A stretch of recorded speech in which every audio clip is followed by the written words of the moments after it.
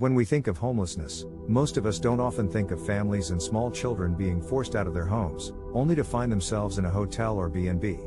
Unfortunately, this is the reality that 1,210 families across England found themselves in over the summer of 2022. That's according to data released by the government, a figure that has doubled from the same period in 2021. And the problem is especially profound in London, with an increase of 180% from 2021 to 2022. But regardless of location, what are the struggles facing families who have to live in hotels and B&B?" We caught up with Piotr Rymbikowski, a 46-year-old wheelchair user and father of two, who has been living in a London Travelodge with his family since August last year.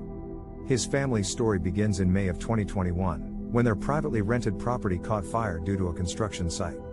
Despite searching far and wide, they were unable to locate another property due to the rental market's abhorrent attitude toward disabled tenants and their family income. And the reality of living in a hotel room is a trying one, from a lack of cooking and washing facilities to the need to pay for them and for storage services.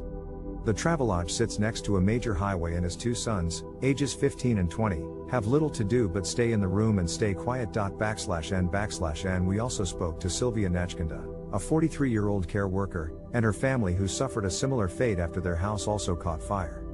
They too have had to move rooms every 28 days as per Travelodge policy, a requirement that can make things confusing for them in their time of need. And with their irregular shift patterns, they're often sleeping during the day, making it difficult for their children to find an outdoor playground or safe space to play. And for these families, the consequences on their lives and health have been huge, while they have also had to resort to borrowing money from family members just to cover the costs of living in a hotel. And while the Department for Levelling Up, Housing and Communities have yet to comment, the Shadow Minister for Homelessness and Rough Sleeping, Paula Barker, has spoken out on the matter.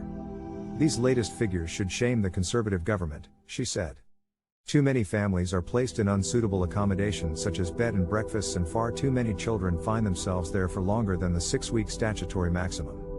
The effects on these children are profound."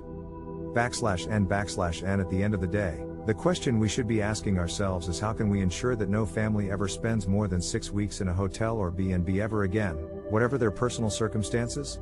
And with the latest figures twice as high as the previous year on the number of these families being affected, we hope this issue can be solved soon, to give these families a safe, secure, and long-term home.